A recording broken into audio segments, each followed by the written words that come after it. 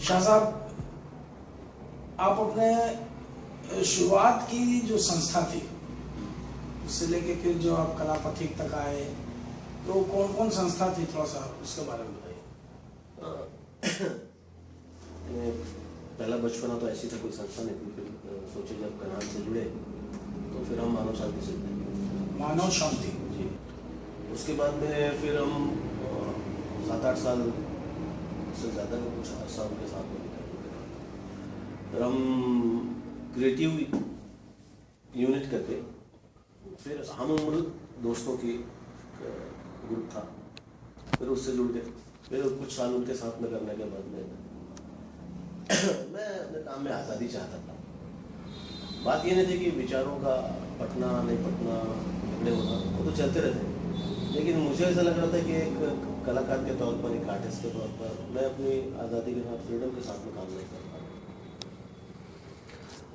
दिक्कतें हो रही थी और मुझे ऐसा लग रहा था कि मैं थोड़ा सिंसियर था मामले में। मुझे ऐसा लगता था कि बाकी लोग शायद उतने वो नहीं है, काम चलाओ कर रहे हैं, समय मिल गया तो कर रहे हैं, और मैं पूरी निरंतरता के साथ में पूरी मतलब अपनी ताकत और एनर्जी के साथ में काम करना चाहता था। वो नहीं हो पा रहा था, इसलिए फिर मैंने कलापथिक को फाउंड किया और कलापथिक से आज तक कलापथिक।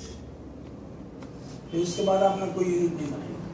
नहीं, उसके बाद ज़रूरत नहीं बनाने की। और एक म्यूजिकल ग्रुप के लिए कहीं बूम बैंड ओपन करवा दिए किसी के लिए, फिर वहाँ पर नंद किशोर बंजारी को मेल कर दिए, तो फिर जुम्बिस ओपन करवा दिए, तो वहाँ पर और ऐसे तमाम लोगों को ग्रुप खुलवाते रहे और सबको एक जगह का हेड ऑफ द डिपार्टमेंट बनाते रहे। आप पर एक सीधा इल्जाम लगता है। इल्जाम ये लगता है कि आप अपने अक्खड़पन की वजह से अपने साथ आए हुए लोगों को ज्यादा दिन तक बर्दाश्त नहीं कर पाते। नहीं, अक्खड़पन तो है, इसको तो मैं मानूंगा, पर आप ये मेरे को बताइए कि बर्दाश्त करना, अगर आप सच को सच बोलेंगे, झूठ को झूठ बोलेंगे, अब इसमें आपका कोई अक्खड़पन का है तो आप इसको, आप उसकी कमकली कह लीजिए, जो कह लीजिए। मुझे ऐसा है कि बर्दाश्त करने की ताकत बहुत है। आप में कुछ कमजोरियां हैं, कुछ खामियां हैं, ग्रुप में बहुत सारे लोग, हर किसी के पास में रहती है, लेकिन कभी तो ऐसा वक्त आता है कि आपको बोलना।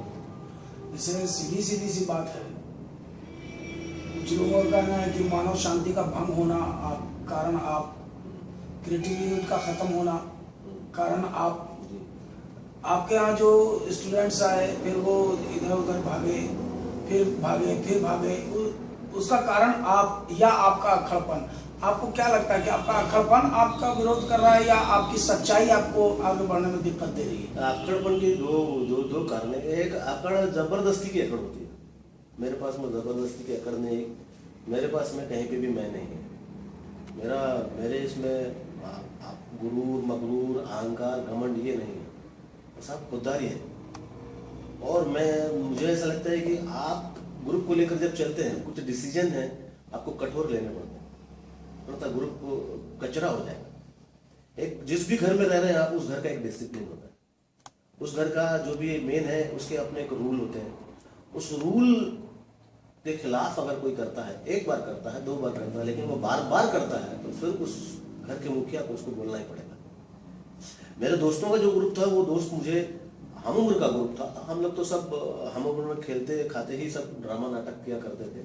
पर आपने जो कहा कि क्रिएटिव यूनिट का, तो उसकी वजह यह है कि कोई भी ड्रामे को लेकर सिंसियर नहीं था। अब आप इसको मेरा अक्खड़पन कहेंगे, यानी उन लोगों के लिए ड्रामे के अलावा बाकी सब चीज पहले नंबर पे थी, ड्रामा बाद में आता था।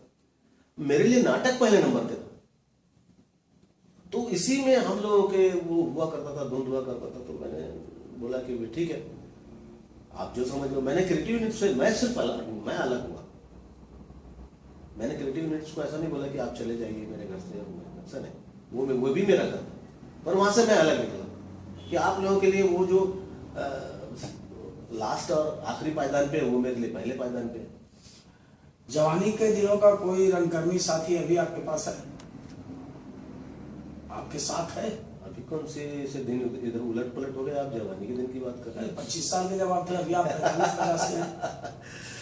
ऐसा बोलिए कि पुराने कुछ दोस्त अभी आपके साथ में, पुराने कोई भी नाटक कर रहे साथ, कोई रंगकर्मी आपके साथ अब नहीं? जी नहीं, सब आपको अकेला छोड़ के चले गए? अकेला छोड़ के चले गए, वो नाटक ही छोड़ दिया उन्होंने, मुझे छोड़ने की क्या बात। बाकी दोस्तों में से जितने भी नाम मैं लूँ, जिनमें बहुत सारे लोगों को आप जानते हैं, कोई भी नाटक क्षेत्र में नहीं।